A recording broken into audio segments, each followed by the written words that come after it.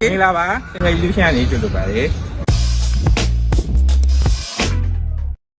Hi ဟိုင်းဒီနေ့ညနေနဲ့တက်ဖို့ရနေတာဖြစ်ပါလေ ကနာလည်းမှာပါ ကနဒါမှာပါအားလုံးပဲ vlog ကို like ကြည့်ပေးကြပါဦး Let's go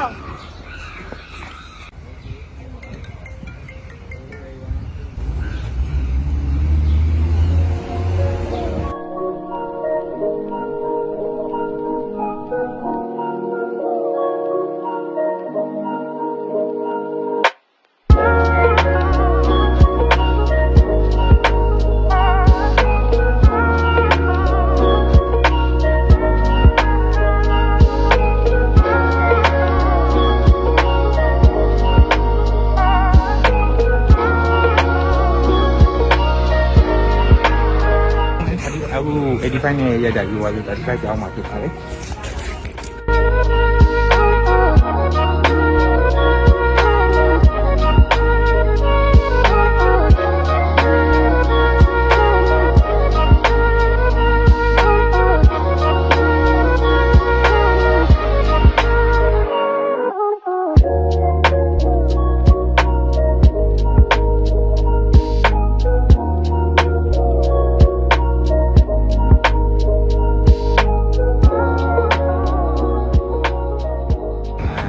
ဒီနေ့ရှူတင်နေရတော့ပြီးသွားပါပြီ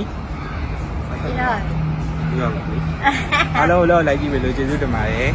ဘာသာပြောမလဲ ဘာဆက်ပြောရမလဲမသိလို့ဘိုင်းဘိုင်မှာ Bye bye စကားအများကြီးပြောစကားအများကြီးထွက်လို့တက်တာပါ